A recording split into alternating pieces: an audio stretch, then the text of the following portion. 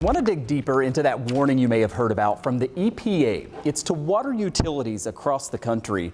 The message is simple. Cyber attacks against water systems are increasing, and too many of our public utilities across America aren't doing enough to mitigate the risk.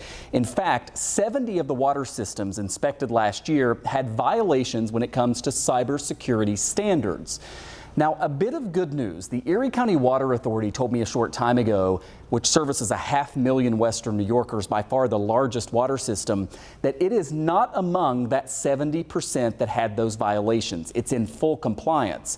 And at its next meeting, the Water Authority will actually consider this resolution to back a bill in Congress that would create a federal entity. It would come up with cybersecurity requirements and enforce them nationwide.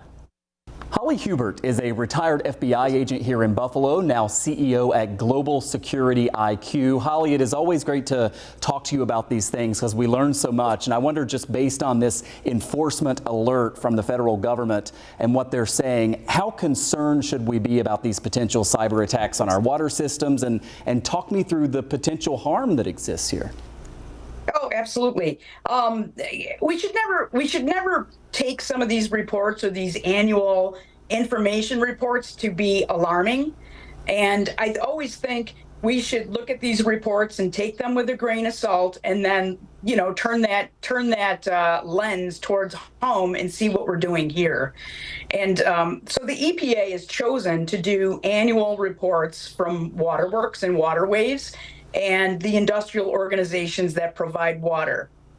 And it is a significant threat. What people don't know is that industrial organizations are often controlled by these systems called SCADA, which stands for Supervisory Control and Data Acquisition.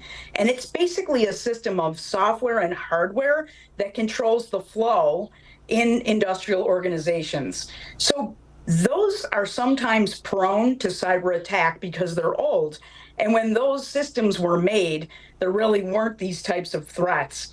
So it is imperative that waterways and water utilities do cybersecurity assessments internally. And so that is really what the EPA is doing, is going around the country assessing.